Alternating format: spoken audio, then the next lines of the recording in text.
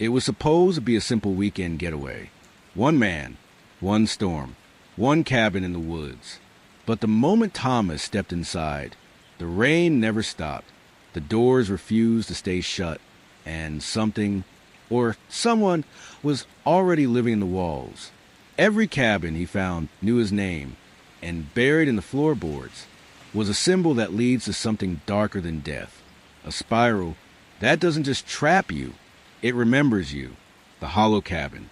A spooky rainy night story for Sleep the Rain had started long before Thomas reached the edge of the forest. Thick drops pelted his windshield in waves, turning the twisting dirt road into a blur of muddy shadows. His wipers squeaked rhythmically, like an old metronome slowly losing time. Trees leaned in on both sides of the narrow road, their long, wet limbs brushing against the side mirrors, as if they were trying to pull him back, whispering, "Don't go further." But Thomas kept driving. He was tired. Tired in that quiet, hollow way that settles in the bones when you've been running from things too long. A recent breakup. A city job that had drained the last of his patience, and a loneliness that clung to him like a second skin. The cabin wasn't meant to be anything more than an escape. A weekend, maybe two. His friend Adam had told him about it. A family property no one had visited in years. "It's way out there," Adam had said, tossing the old iron key. "Perfect for getting your head straight. But I never liked staying there alone. You'll see." Thomas had laughed it off at the time. But now, as the rain deepened, his phone lost all signal. He began to understand what Adam might have meant. The cabin emerged from the mist like a memory. Faded gray wood, a slanted roof patched with moss, and windows dark as a closed eye. It looked almost sunken into the earth, swallowed by years of wind, rain, and time. He parked the car on a patch of gravel and stepped out, pulling his coat tight against the cold. The air was heavy with the scent of pine and wet leaves, and under it, something else, something older, faint, like old ash or forgotten pages left in the dark too long.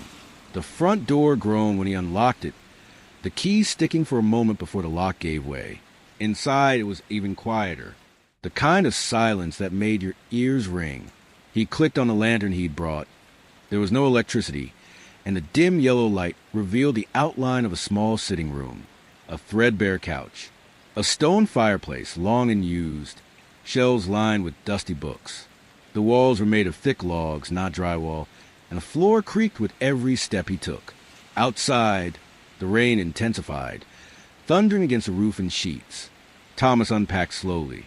His clothes, a few groceries, a thermos of coffee. Then, for a while, he just stood by the window and watched the rain slide down the glass. He didn't know why he felt uneasy. It wasn't fear exactly, more like the cabin had been waiting. Not for him, specifically just waiting, watching, resting in the quiet for too many years, and now awakened by his presence. That night, he couldn't sleep. The couch was uncomfortable, but it wasn't just that.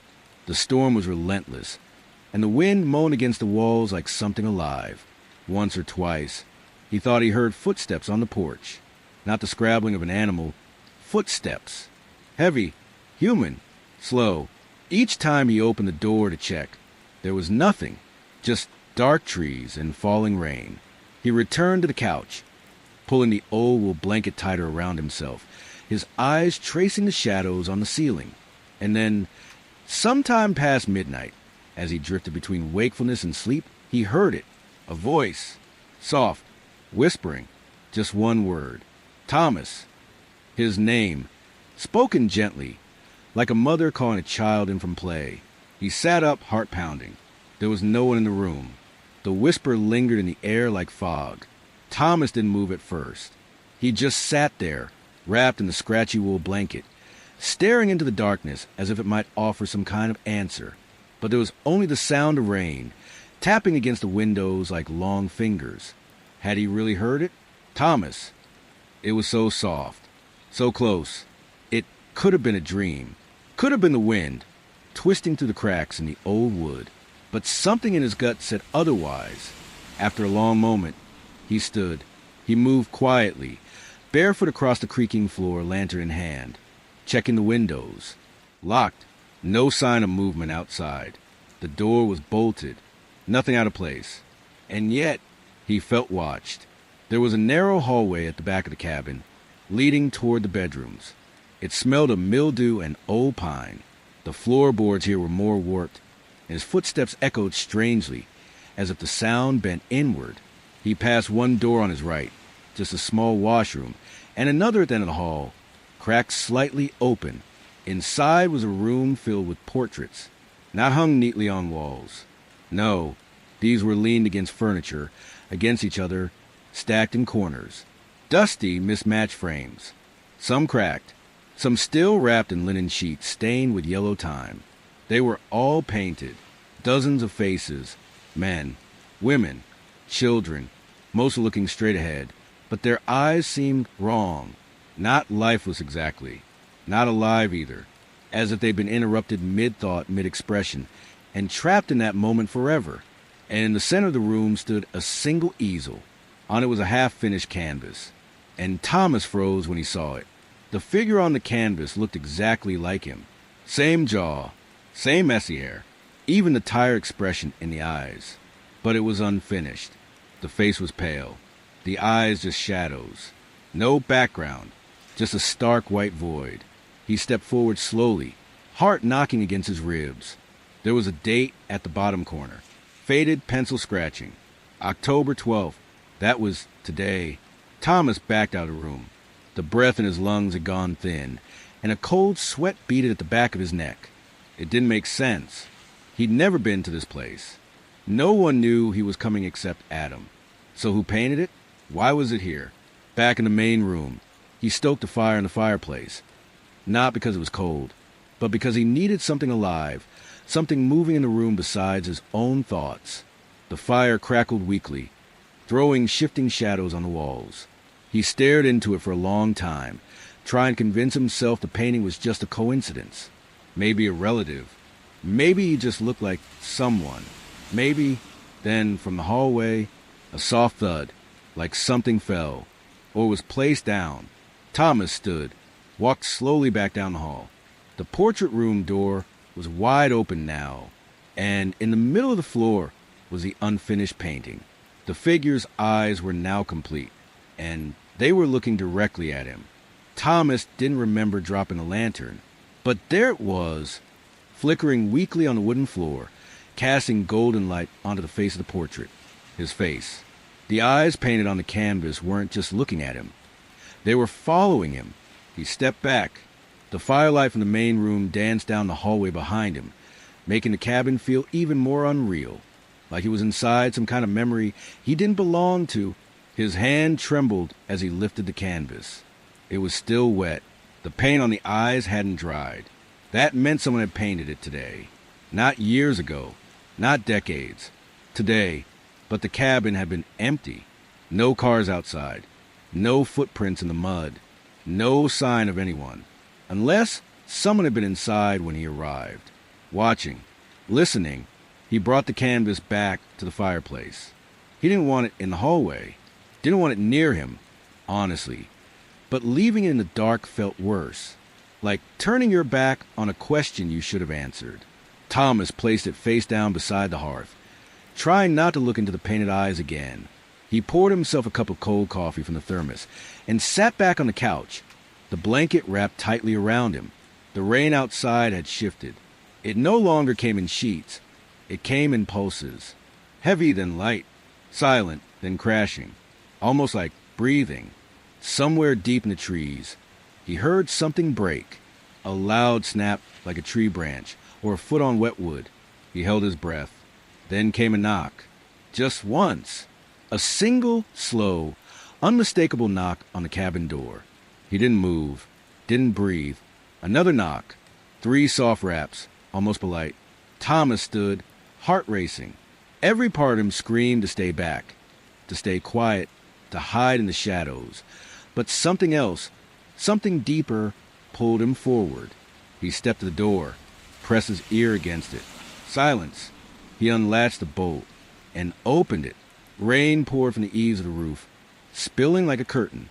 Beyond that, the woods were thick with mist, dark and glistening. No one stood at the door. No footprints. No voice. only the wind.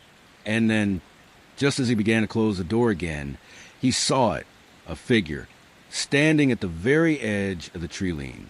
Tall, still, dressed in what looked like old, dark clothes. A long coat soaked in rain. No umbrella, no hood. Their face was turned toward the cabin, but it was too far to see clearly, only that they were watching, not moving, just there. Thomas stared, gripping the edge of the door. He wanted to call out, "Ask who are you?" or "What do you want?" But the words dried up in his throat. Instead, he stepped back and quietly shut the door, latched it, then locked it again. The next time he looked out, the figure was gone. The rain fell harder again, roaring across the cabin roof. He didn't sleep that night, not even a little. He sat in the armchair beside the fire, watching the shadows sway along the walls, and waited for morning. But morning didn't come. The sky grew lighter, briefly, then darker again, as if the sun had changed its mind. The clock above the mantel ticked, but the hands never moved, and somewhere in the room behind him, he swore he heard the easel creak, as if someone had just picked up a brush. The morning never came, not truly. Outside the windows, the sky hovered in a strange gray, not night, not day, a kind of limbo light. The rain had slowed to a quiet drizzle now, but the trees were darker, the shadows thicker. Thomas stood by the front window, staring at the forest, rubbing sleep from his eyes even though he hadn't slept. There was no sign of the figure anymore, just the heavy hush of rain-soaked woods. But the stillness didn't feel peaceful. It felt held, like the forest was waiting for something. He tried the radio. It only hissed. The old rotary phone in the corner of the room had no dial tone. Even his watch had stopped ticking. The time on the fireplace clock? Still the same as it had been last night, 2:14 a.m., even though it should have been morning. Everything told him that time had simply stopped. The coffee in the thermos was cold. The fire had gone out. The portrait still lay face down by the hearth. But when he bent down to lift it, it was gone. His breath caught. He spun around and froze. The easel in the portrait room was no longer empty. The painting was back on it, but it had changed again. This time, the figure looked older, hollowed, tired.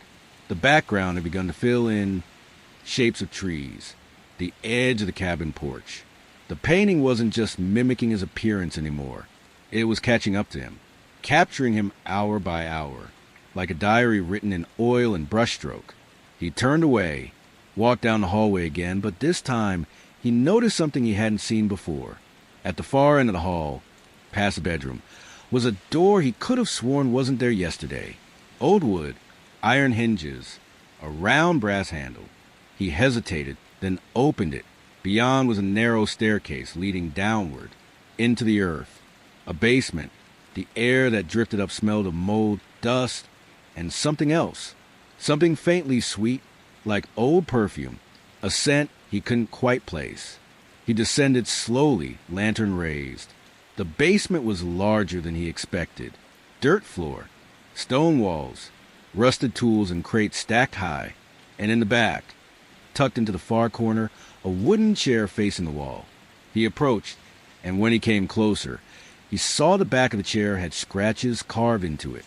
Dozens, hundreds, names, faint and overlapping, worn down by time.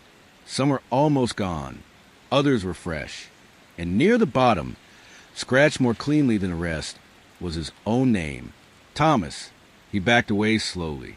Suddenly, a voice behind him spoke. Not loud, not angry, just sad. "Why did you come back?" He spun around, lantern shaking. There was no one there, but the scent of perfume was stronger now, familiar, a memory just out of reach. He whispered, "Who are you?" And then the lantern flickered out. He scrambled back upstairs in the dark, heart pounding in his ears. The moment he reached the top step and shut the door, something slammed into it from the other side. A single boom, like a body hitting wood. Then silence. He didn't open the door again. Instead, he sat down on the couch. His hands were shaking, not from fear, but something deeper, something hollow and buried. He remembered this feeling. He hadn't felt it in years. Not since the funeral. His mother's perfume. The chair in her room she always sat in, facing the wall, listening to the rain, scratching her name into the old wood over and over. He hadn't thought about her in so long. He'd buried those memories so deep. And yet, this place had dug them back up. Without words, without force. The cabin remembered, and now it was showing him everything he'd tried to forget. Thomas sat in silence for what felt like hours. The fire had gone out completely.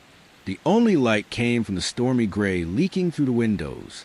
Outside, the rain was softer now, almost whispering. But inside, the cabin was loud with memory. The scent of old perfume still lingered in the air, and he swore, if he closed his eyes, he could hear her voice. Not words, just the soft hum she used to sing while washing dishes or brushing his hair when he was little. His mother had always seemed to exist in rainy spaces. Mornings when the world was quiet. Afternoons when grief came and went like wind under a door. She had never fully recovered after Thomas's father passed, and when she was gone, he didn't grieve properly. He ran, moved to the city, took a job that demanded too much, filled his time with distractions, noise, people, relationships that meant nothing because he couldn't feel anything anymore. But now, here in this cabin, the silence was back, and it brought everything with it. He wanted the cabin like a ghost. Every object felt charged now, not just haunted, but personal. He opened a small drawer in the kitchen and found an old black and white photo. His mother, standing in front of the same cabin. She was young, smiling in the rain, holding hands with a man Thomas didn't recognize. Not his father, someone else. Written on the back in faded pencil. July 1962, me and James. Cabin visit. Thomas stared at the handwriting. It was hers. He kept digging. Upstairs, behind a loose panel in the bedroom closet, he found a wooden box filled with letters. Dozens of them, all addressed to someone named James. All written by his mother. Some were tear-stained, others unfinished. In one, she wrote, "You left this place, but it never left me. Every storm feels like you whispering in the walls. I keep hearing you. I keep smelling the smoke from that last night. I'm afraid to come back. But I think one day our son will." He sat on the floor with that letter in his hands. Our son. Was that him? The pieces were starting to fall into place. This wasn't just a random cabin Adam had suggested. This was family. His family. A place tied to love, loss, and pain. A place soaked in memory. And something had been left behind. Someone. That night, he heard the knock again. Soft, familiar, not threatening. When he opened the door, no one stood on the porch. But down the steps, in the clearing just before the woods, stood a woman in a long dress. She was barefoot. Her hair was wet from the rain. Her arms hung loosely at her sides. She didn't speak, didn't move. But Thomas knew her, not from photos. From memory. His mother. He stepped out into the rain. His voice cracked as he whispered, "Why am I here?" She didn't answer, but her expression shifted, gentle, almost sad. Then she slowly turned and walked toward the woods. Not fast, not frantic, just waiting for him to follow. So he did. The trees closed around him like a cathedral. Rain tapped against the leaves in a rhythm that felt ancient. The path was narrow, roots curling up like veins under the earth. She moved ahead, not looking back, but never too far. Then she stopped before an old well. Stone, cracked, covered in moss. She turned to face him, and for the first time, she spoke. "It's still here. Everything you buried." Then she stepped backward into the shadows and vanished. The forest was still. Thomas stood alone before the stone well, rain soaking through his jacket. The air had changed, softer now, cooler, but also heavy, like the ground beneath him held more than roots and soil. He stepped closer. The well was older than the cabin, ancient almost. The stones were worn smooth by decades of weather. Moss and lichen clung to the cracks like old scars. The wooden roof had long since collapsed, and a rusted pulley hung limp over the mouth, creaking gently with the wind. He leaned over the edge. It was deep, so deep the bottom was swallowed by darkness. But as he peered down, he knew he heard something. Not water, not echoes, whispers, soft, layered, like many voices speaking at once. Just below hearing, he dropped a stone, waited. No splash, no sound, just silence. And then a cold breath of wind rose from below, brushing against his face like fingers. He stepped back, heart pounding. But the feeling wasn't fear this time. It was grief. Thomas turned, ready to run, to go back to the cabin, to shut the door and forget this place like he'd always done with pain. But he didn't. Instead, he lowered himself slowly onto the edge of the well, breathing deep. The rain had stopped entirely now. The sky overhead was a strange, dull gray, still frozen at the edge of dawn. He whispered, "What do you want from me?" No answer. Only that feeling again. That pull from within. That gentle insistence. Remember. He sat there a long time, letting memory return. The way his mother cried when the phone rang at night. The silence at the breakfast table after the funeral. The look she gave him the day he left. The one that said don't go, even if her voice couldn't form the words. And the guilt he had buried deep beneath the noise of city streets and coffee-fueled mornings. Suddenly, from within the well, something rose. Not a ghost, not a monster. A figure made of shadow and ash and rain. No face, no voice, but familiar, like grief given shape, like regret pulled from the earth. It didn't reach for him. It simply waited. And Thomas knew this was not a threat. This was everything left unspoken. He stood, stepped forward, and for the first time in years, he allowed the tears to fall. He whispered into the well, "I'm sorry I ran. I should have come back. I should have stayed. I remember now. I remember all of it." The figure slowly faded, and the whispering stopped. When he returned to the cabin, the painting was gone, the easel empty. The fire had restarted on its own, low, steady flames crackling softly, warming the space. On the couch lay a folded piece of paper, in his mother's handwriting. "You found what you left behind. Now you can leave when you're ready." That night, Thomas slept, for the first time in a very long time. No knocks, no footsteps, no whispers in the walls. Just the sound of rain gently tapping the roof. The engine hummed quietly as Thomas drove down the winding road, trees peeling back on either side like opening curtains. But even as the road took him further from the cabin, the feeling inside him stayed still. Not heavy, not painful, just quiet, like something had finally settled after years of moving. For a while, he let the radio play nothing but static. It suited the mood. The white noise blending with the rain gently brushing the windows, the tires crunching over damp gravel. Every once in a while, the static would break, and he swore he heard distant voices in it. Not words, just tones, like a lullaby without lyrics. He didn't change the station. It felt right. He passed old mile markers, barely visible through mist. At one point, he slowed down when he saw something sitting by the side of the road. An old wooden sign, splintered, cracked, almost unreadable. But with a bit of squinting, he made out the faint, weather-worn letters. Ash Hollow, population 0. A strange chill passed through him, but it wasn't fear. It was recognition. He hadn't noticed it before when he first drove in, but now he knew this road didn't lead to just a cabin. It led to a place no map could show, a place that only existed when someone needed it to. Thomas pulled over and stepped out of the car. The rain was light now, almost drifting sideways through the air, more like mist and water. The forest around him was silent, still holding its breath. And there, just beyond the edge of the trees, he saw another path, a trail he hadn't noticed before. Winding, narrow, faintly marked with small stones. He followed it, not far, just a few steps. And there he found them, graves, unmarked, simple, small stones pressed into the ground like forgotten names, moss-covered, some leaning, some sunken, but each one felt loved. He crouched beside the nearest. No words, no dates, just a single item resting atop the earth. A child's carved wooden toy.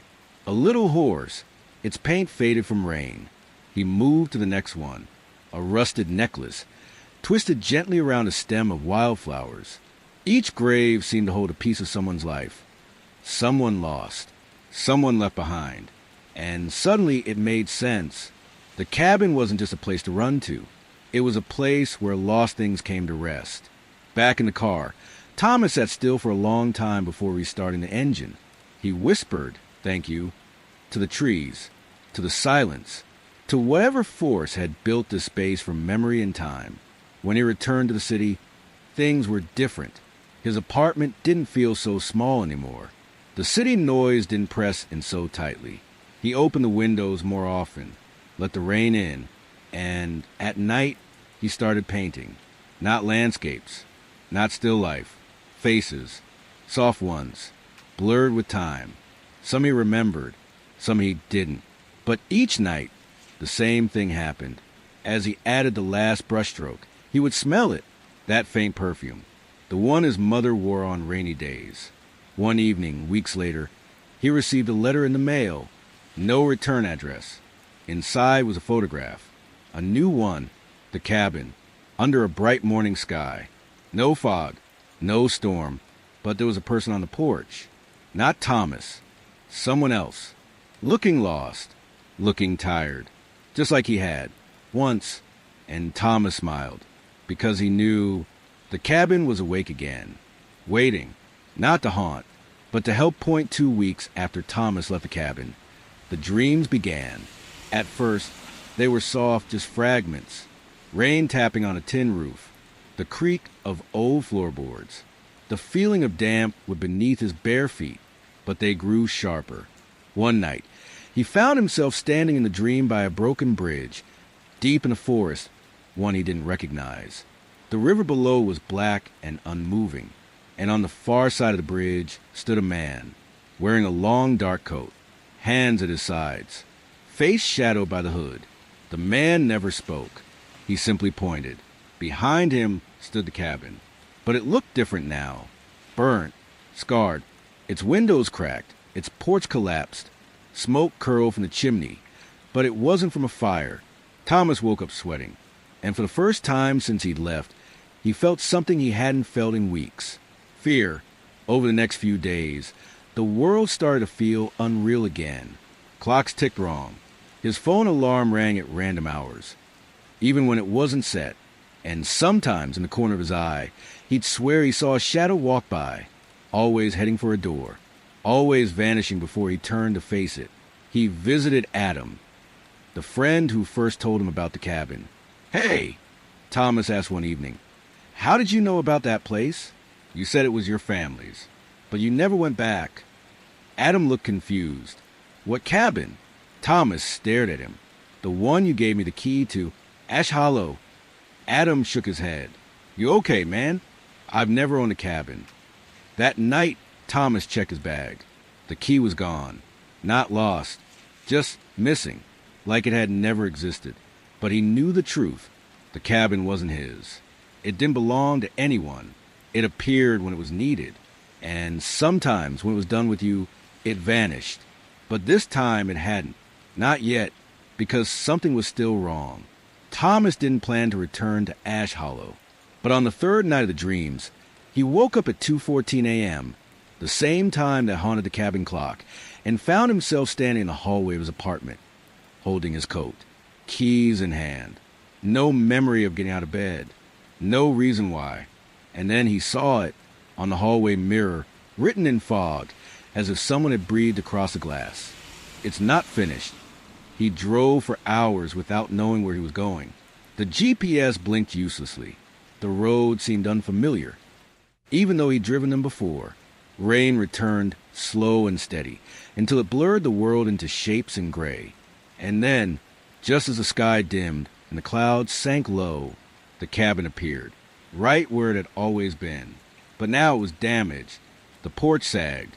The windows were fractured, the glass webbed with cracks. One shutter hung loose, tapping the wind, and the door stood open, as if waiting. He stepped inside. The smell hit him first. Smoke, ash, burnt paper. Inside, the cabin had changed. The walls were blackened in places, as though scorched. Some of the portraits were melted or half erased, their faces warped in twisted expressions. And in the fireplace, no fire, just a pile of ashes. In the center sat a small, charred book. He searched the cabin again. This time, the back hallway was longer. New doors, doors that hadn't been there before. One opened to a nursery, faded wallpaper, stars and moons, a broken crib in the center of the room. On the wall above the crib, claw marks. Another door led to a small room with a desk, letters scattered across it, all addressed to someone named Elena. Pages soaked for what looked like tears or maybe rain. One line stood out. I told Thomas he was my only child, but I lied. Thomas picked it up gently. Despite the burn marks, the first page was untouched. His mother's handwriting. If you're reading this, it means you came back. And if you came back, something is still wrong. The cabin is remembering things I never told you. Things I buried too deep. Things even I forgot.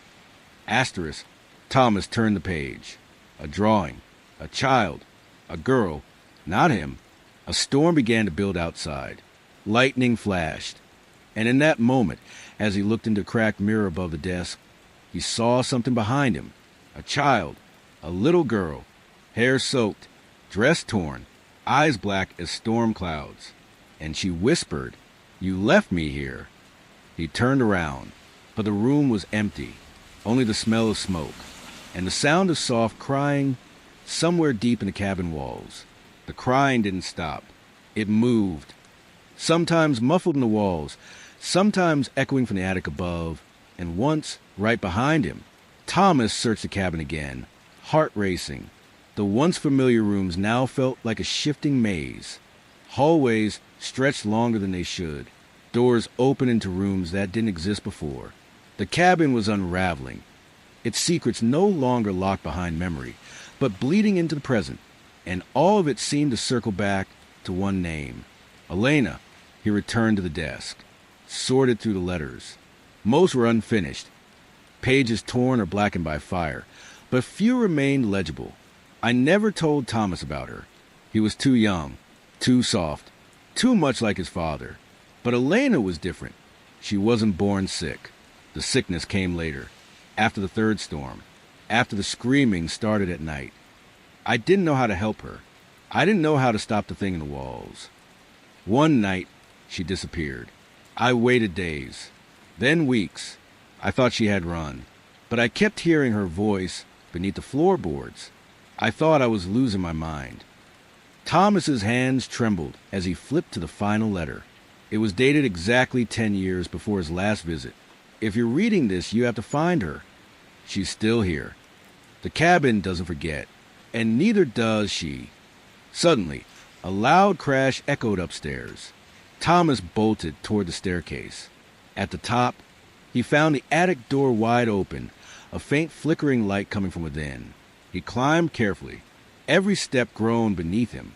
Inside the attic, rain dripped from the beams. The roof had cracked in places, and the walls were lined with strange childlike drawings, scribbled faces, red crayon smears, stick figures in beds, cry behind windows. And in the center of the room, a dollhouse, an exact replica of the cabin. He knelt in front of it. Each room was detailed, miniature furniture, tiny books, flickering little lights. The portrait room, the fireplace, the hallway, the nursery, all the same. But when he looked inside the attic room of the dollhouse, he saw something that froze his blood.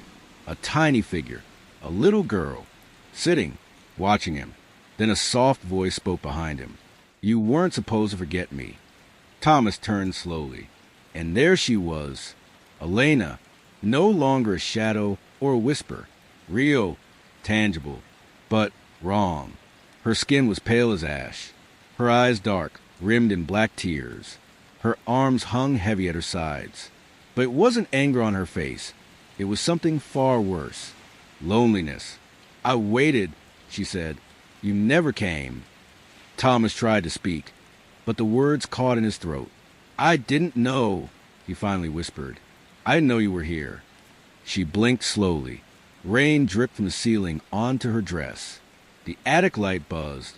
Then she turned and began walking away toward the back wall. But there was no door there. Instead, as she stepped toward it, the wood began to ripple like water, and she passed through it, vanished. Thomas stood, heart pounding. He touched the wall. It felt solid but cold, like touching stone that had once been alive.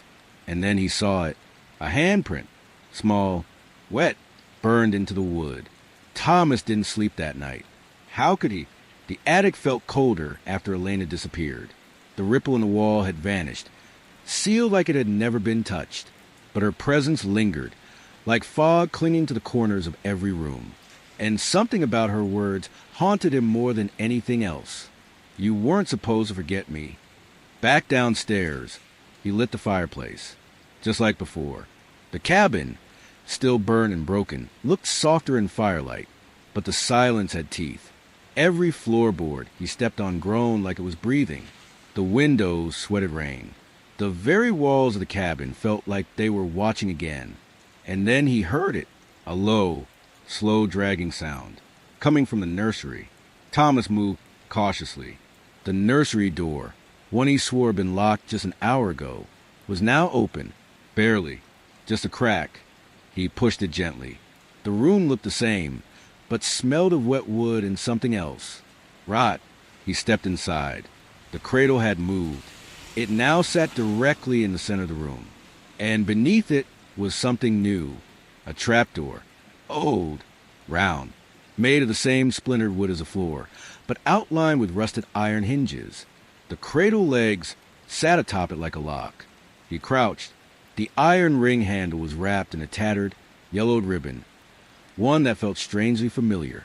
When he touched it, the whispering started again, faint, high-pitched, not words, just a voice, a child's voice, crying, humming, both. He dragged the cradle aside and opened the hatch. A gust of cold air rushed up, thick with mildew and the scent of something ancient. A steep stairwell descended into blackness. He hesitated only a moment. Then he lit a lantern and went down. The passage was tight.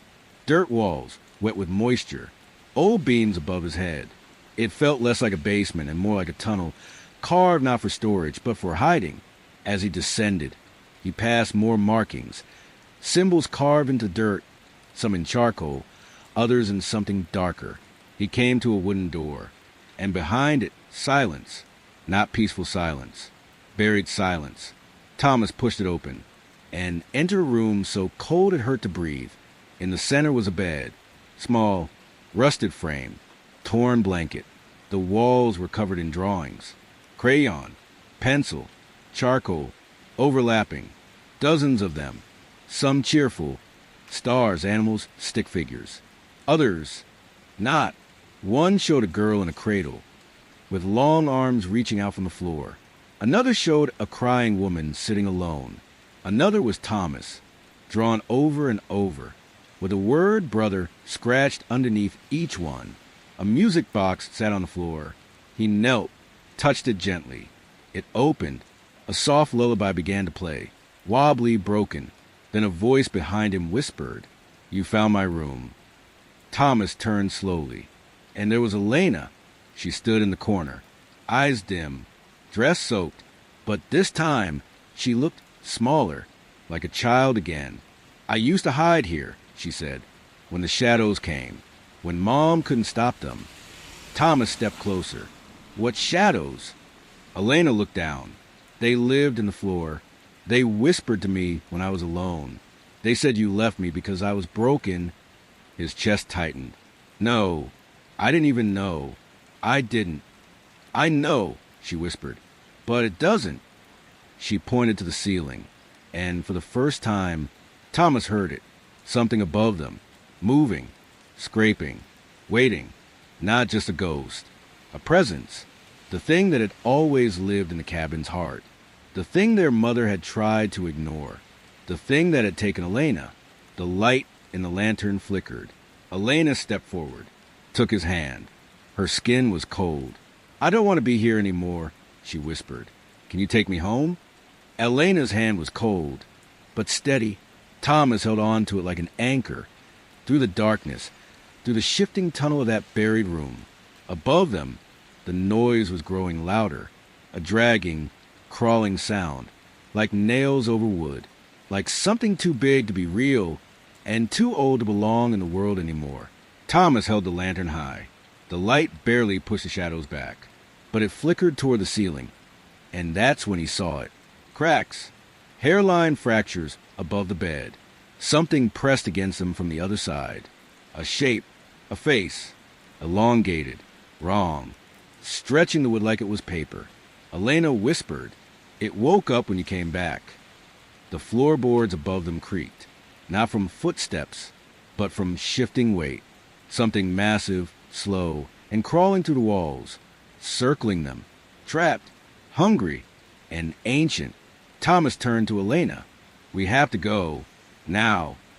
But she didn't move. "I can't leave unless it lets me," she said. "It made a deal with Mom, a long time ago, to take her pain away, to take me away." Thomas shook his head. "That's not true. She didn't want this. She was tired." Elena said quietly, "I don't blame her, but the cabin took that sadness and fed on it." Another crash above, which splintered somewhere down the hallway. A scream, short and sharp, echoed through the house like it came from nowhere and everywhere. Thomas grabbed her shoulders. "Then we end it. We stop this." The tunnel trembled. Dust fell. The walls pulsed as if breathing. And then the thing in the ceiling began to speak. Not in words, in feelings. Sadness, regret, guilt. It poured through Thomas like smoke, weighing down his bones, filling his lungs. He saw memories that weren't his. A weeping mother alone in the nursery, a father's grave under an oak tree, a stormy night where a cradle sat empty. It wasn't just a monster. It was grief, feeding, remembering, binding itself to the house. So no one would ever forget. Thomas collapsed to his knees. But Elena didn't. She stood straight, strong. She stepped toward the shadow pressing through the ceiling. "I'm not afraid of you anymore," she whispered. The thing shrieked, loud and piercing. Wood cracked. A beam snapped and crashed beside them. But Elena held her ground.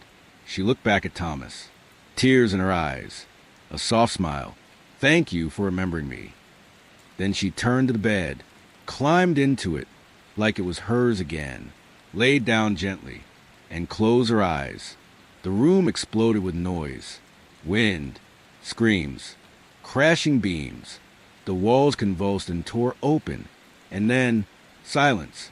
When Thomas opened his eyes, the room was gone. The tunnel was gone.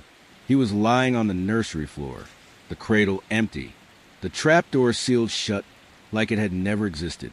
Outside, the sun was rising. Light poured through cabin windows. Warm, steady. He stood slowly. Everything felt still, at peace. And for the first time, the cabin wasn't whispering.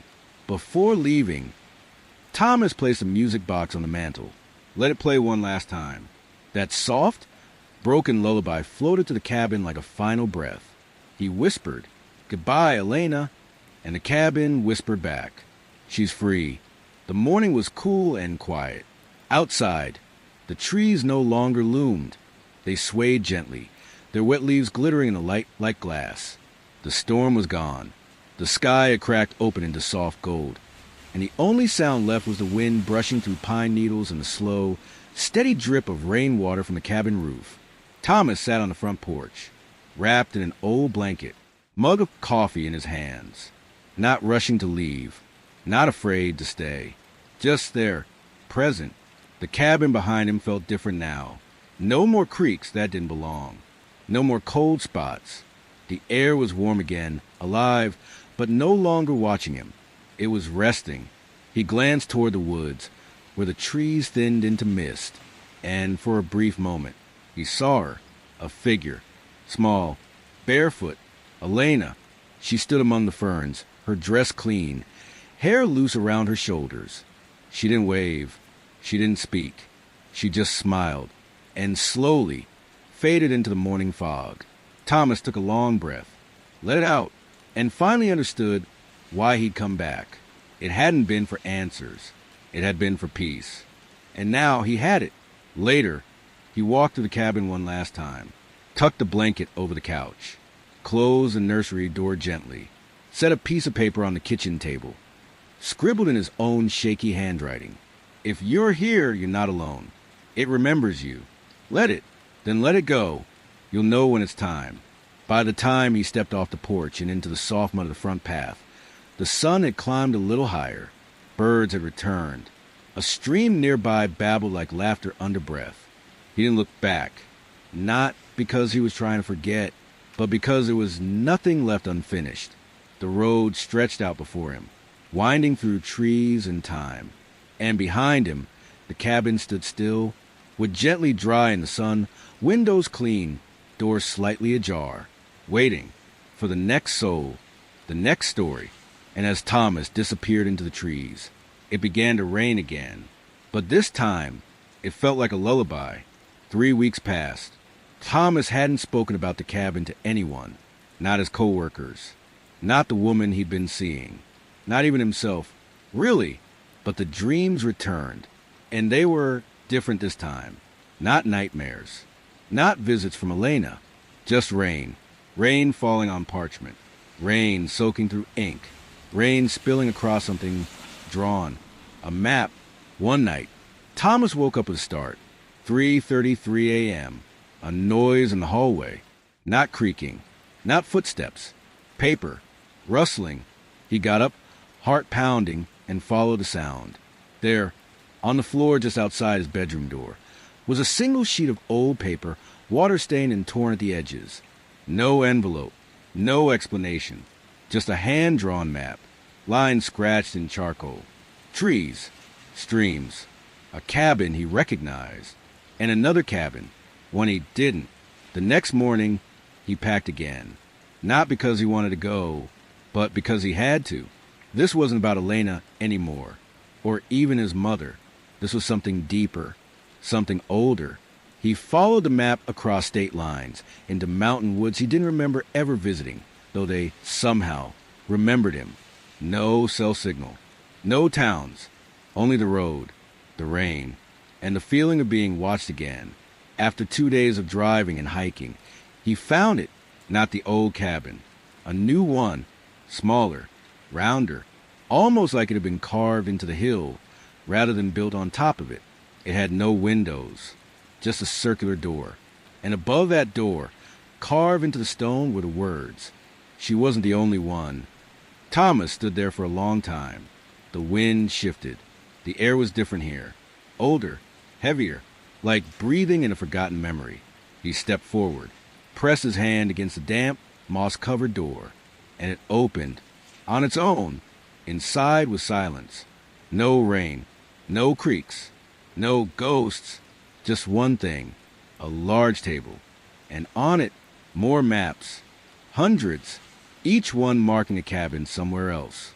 Different states, different forests, different symbols, some circled, some crossed out, but they all shared one thing, the symbol in the corner, a spiral made of tiny stick figures, looping endlessly, and a single word written beneath them, over and over.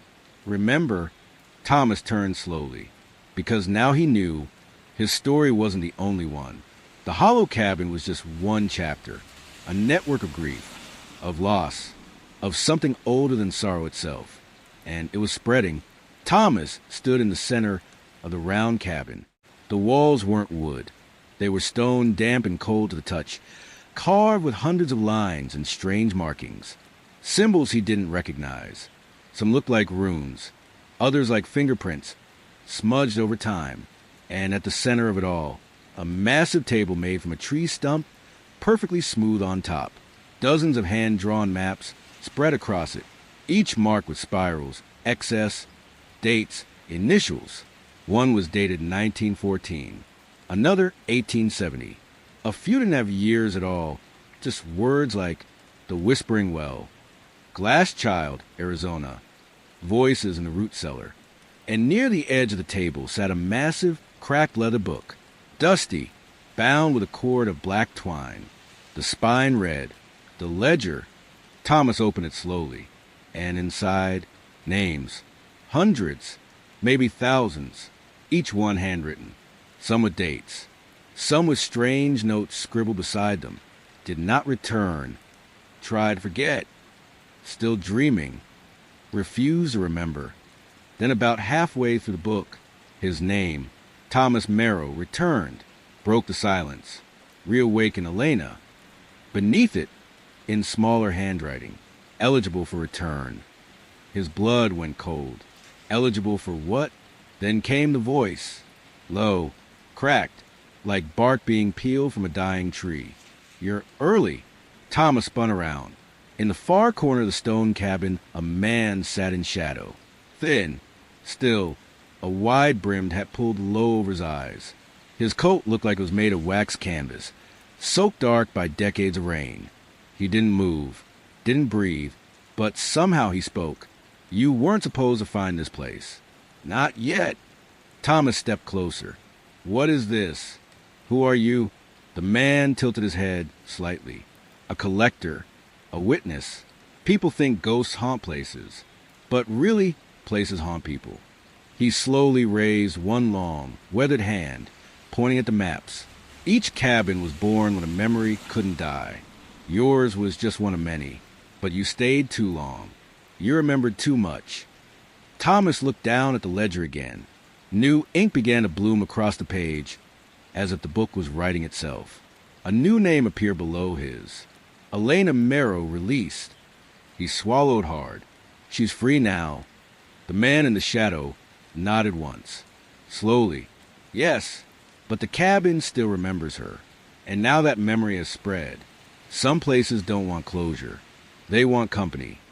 Suddenly, a breeze passed through the stone room, but the door never opened. Candles flickered. The papers on the table rustled. One map slipped free and drifted across the floor, landing at Thomas's feet. It showed a forest he didn't recognize. A single red circle, a cabin in the middle, and written across it in rough, childlike script, "Please help me." Thomas looked back up, but the man in the shadows was gone. The chair was empty, as if he'd never been there at all. Thomas took the map, folded it into his pocket, and stepped back into the rain. The forest felt different now, like something had awakened across the world. He didn't know what the next cabin would hold, but he knew one thing. This was no longer just a story. It was a pattern, a network of haunted places, and broken people trying to make sense of them. And now, he was part of it. Thomas hiked for hours through thick woods. The trail wasn't on any GPS. Barely a game path. The kind of walk that made you question how far you come, or if you're even meant to reach the end. He followed the map from the ledger. It led deeper into an untouched forest, where birds didn't sing, and even the wind moved quieter, like it knew something he didn't. Then the trees parted, and there it was, a small log cabin, newer than the last, but wrong in its own way. Too perfect, like it had been built from memory, not lumber. He stepped up onto the porch, before he could knock. The porch light flicked on. Click. Warm. Yellow. But no sound. Thomas hesitated. Something about it felt staged, like it was welcoming him, but only because it wanted him inside. He opened the door. Inside, spotless. Too spotless. Wooden floors with no dust. Furniture that looked sat in but somehow untouched. And on the wall, framed photos of no one, just backgrounds. A beach, a lake, a forest. No faces, no smiles. Just the idea of memories, like someone was trying to build a life out of photographs, but forgot the people. Thomas moved slowly, cautious. Room to room. No signs of life. No food in the kitchen. No clothes in the closet. Only a bed. A lamp. A single notebook left open on the nightstand. He picked it up. Inside, page after page. It screams when I'm asleep. It screams when I'm awake. It screams when I'm silent. It screams when I try to forget. Please make it stop. Then one final line. It's in the walls. Suddenly, the lamp clicked off. Darkness. A moment later, a scream. High, sharp, muffled, like it came through a thick blanket or from behind the drywall. It didn't sound human, but it didn't sound inhuman either. Thomas backed away, lantern in one hand, notebook in the other. He stepped toward the hallway. The bathroom light turned on. Click. Empty. Then another scream. Closer. This one, sad. Thomas ran his hand along the nearest wall. Cold. Too cold. The walls began to hum softly, like they were vibrating. He knocked. 3 slow taps. And the wall tapped back. That's when he saw it. A hairline crack above the baseboard. As if someone had tried to seal something. A door? A crawl space? He crouched, dug into it, though it splintered easily, as if it wanted to be broken. Behind it, a hole, and inside that hole, eyes, staring out, child's eyes, and a voice, barely a whisper. You heard me, the child's eyes blinked. From within the hole in the wall, framed by darkness and splinters, Thomas saw them, wide, glassy, exhausted, not glowing, not monstrous, just tired. He dropped to his knees, heart thudding. Who are you? He whispered. There was a pause. Then the voice, barely louder than breath. I don't remember. Thomas reached out, but the figure flinched. Something about the air shifted. Heavy, like breath caught in a throat. He spoke gently. I found your notebook. Did you write those pages? A nod, slow. Then the voice again. I thought screaming would make someone come. I thought someone would remember me, but the cabin doesn't let go. It just waits. The hole was deeper than it looked. A small crawl space behind the wall. And inside, not just a child. A bedroll, a broken radio, an empty water bottle, scribbles, dozens of them, pages nailed to wood from inside, filled with loops, spirals, names crossed out, and drawings of open mouths, all screaming. Some had words. I'm still here. Please. Why did you stop looking for me? Thomas felt something squeeze in his chest. This wasn't a ghost. This was a child who had survived. Someone who had been left in this cabin. Hidden. Forgotten. And the cabin, hungry for grief, had fed on the loneliness. Thomas cleared his throat, barely able to speak. I'm here now. I can get you out. The child blinked. You won't forget? Never. He broke the boards wider, pulled gently, and as the child crawled out, Thomas felt a shift, not in the room, in the cabin itself. It groaned, deep in the beams, like it was angry, like it knew something was being taken from it. The air turned colder. The lights flickered. Screams began again, only now they weren't in the walls. They were in the wood, the floor, the ceiling, the nails, like the cabin was screaming now. Thomas grabbed the child's hand. Come on. They ran. Through the kitchen, through the hall. The walls shimmered.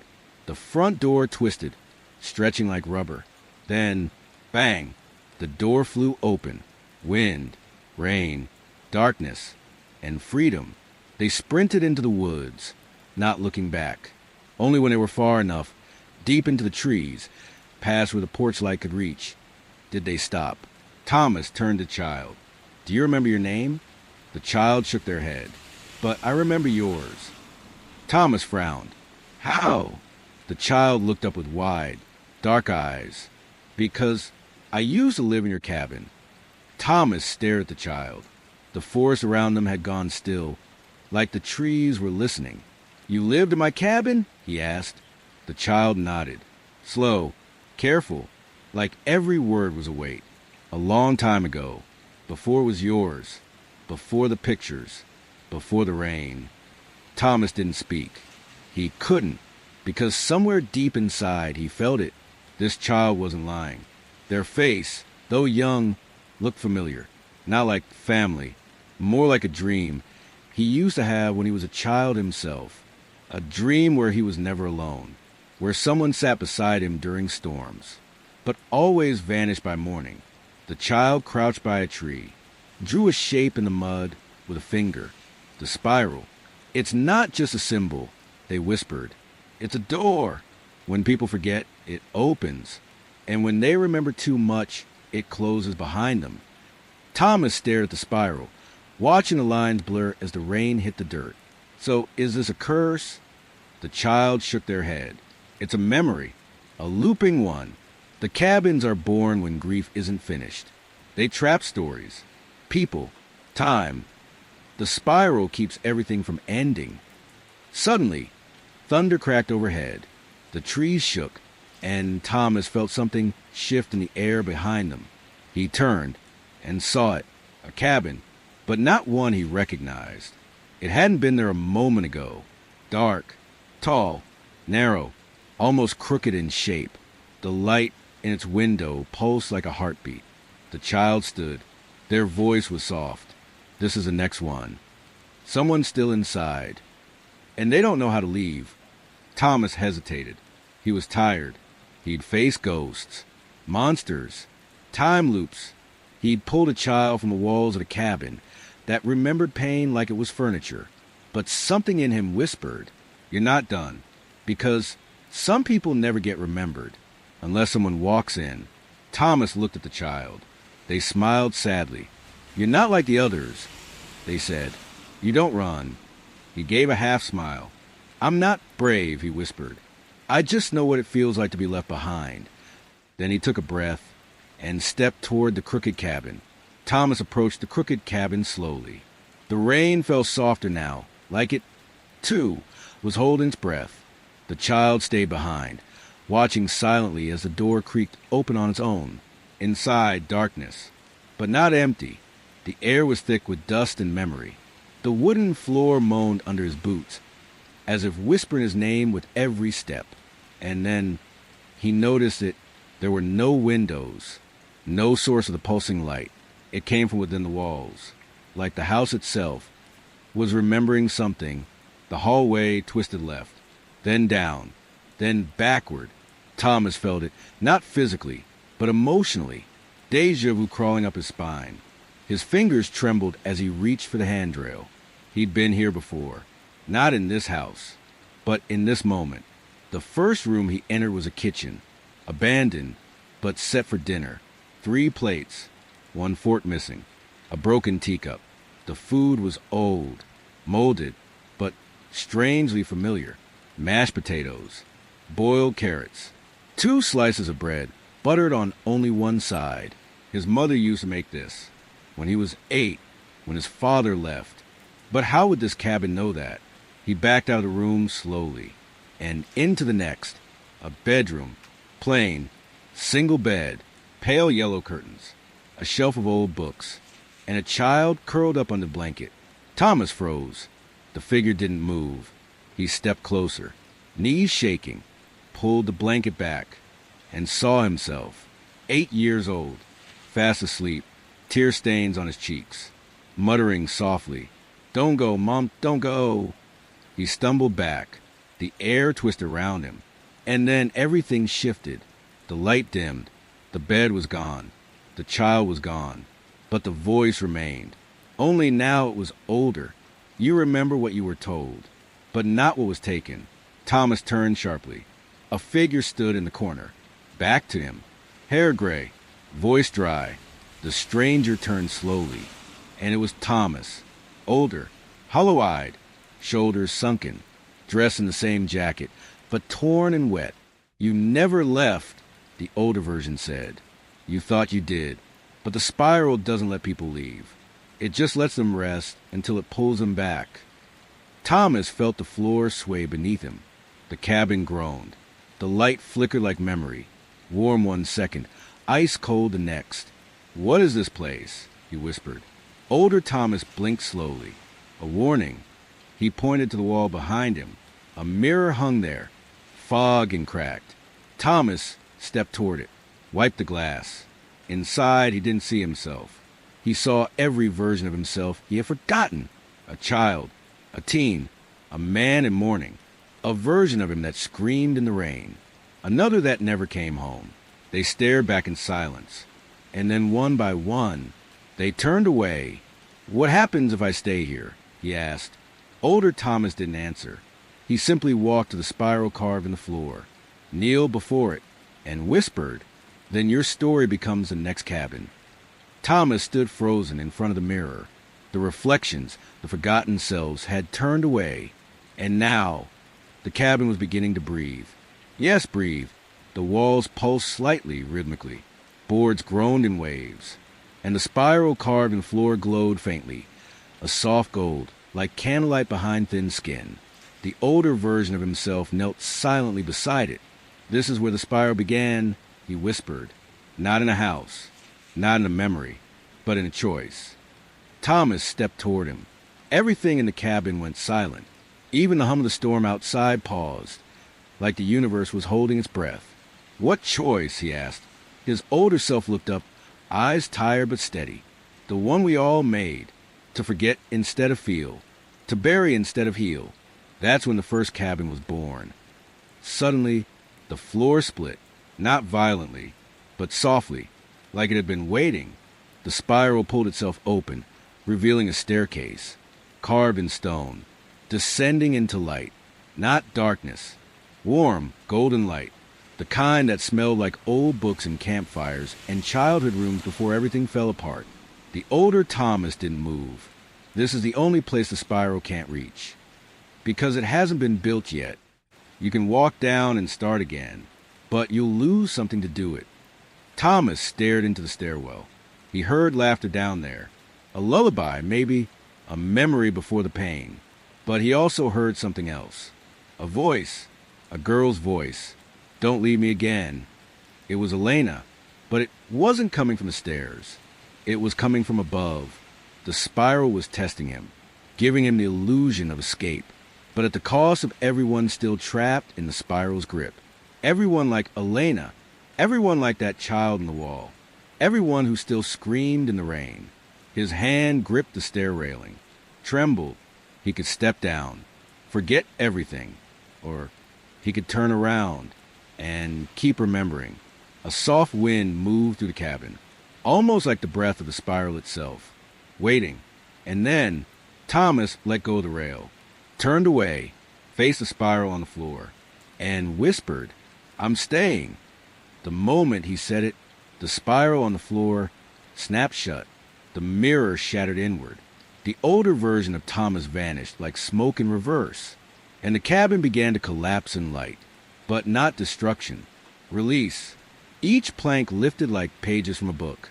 Each nail dissolved like sorrow exhaled.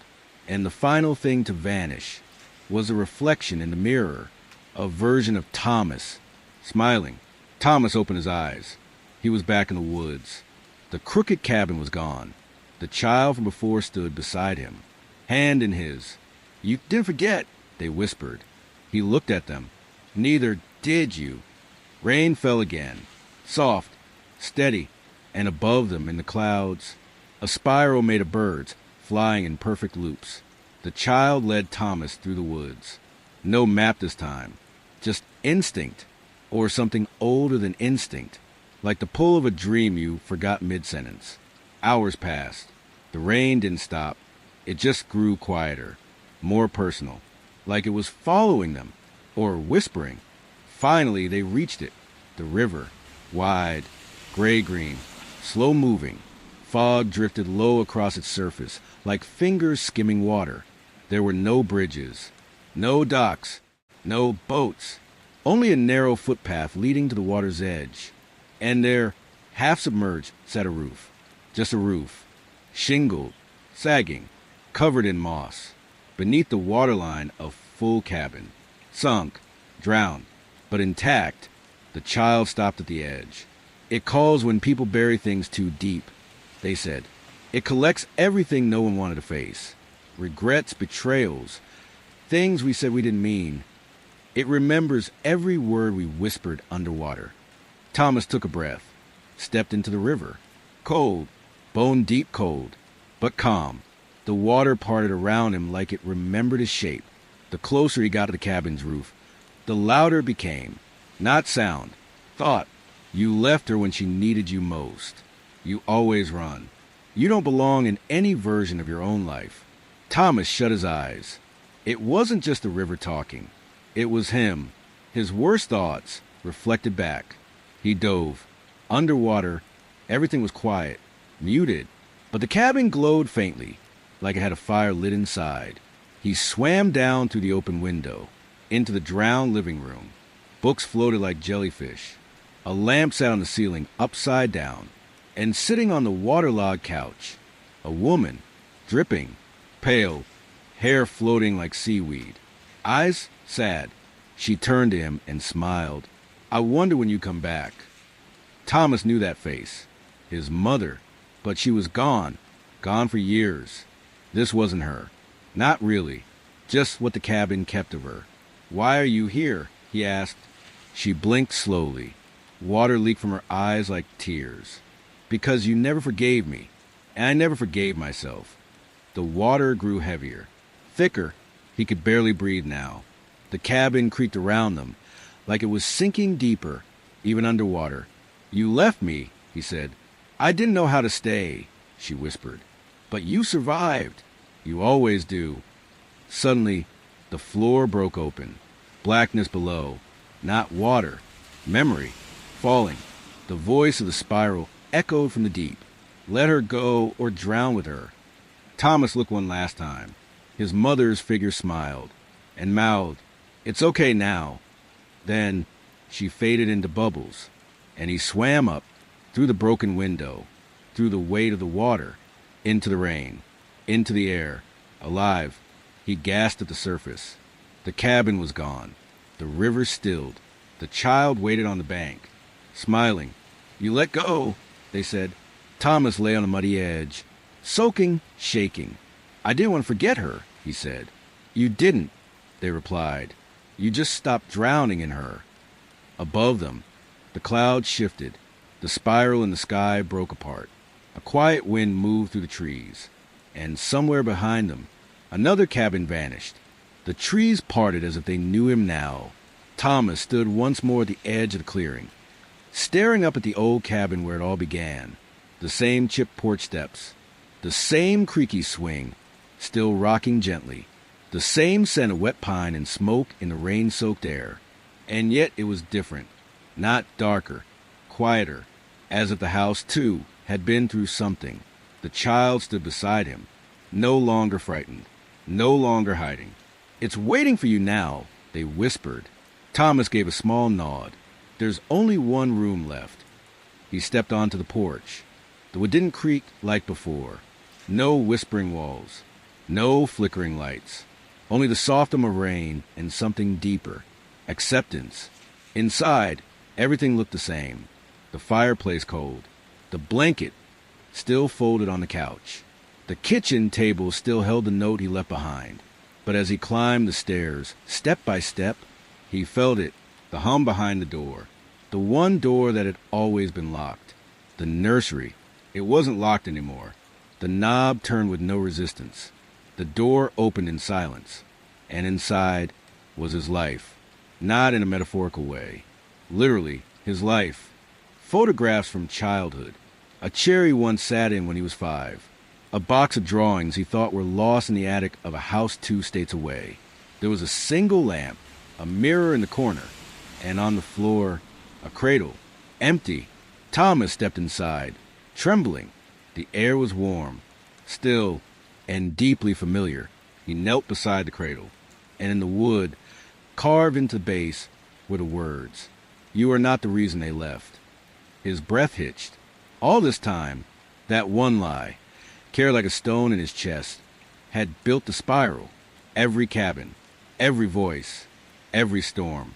It all came from that single, buried belief that he had caused the pain, that his grief had weight, that he deserved to be haunted.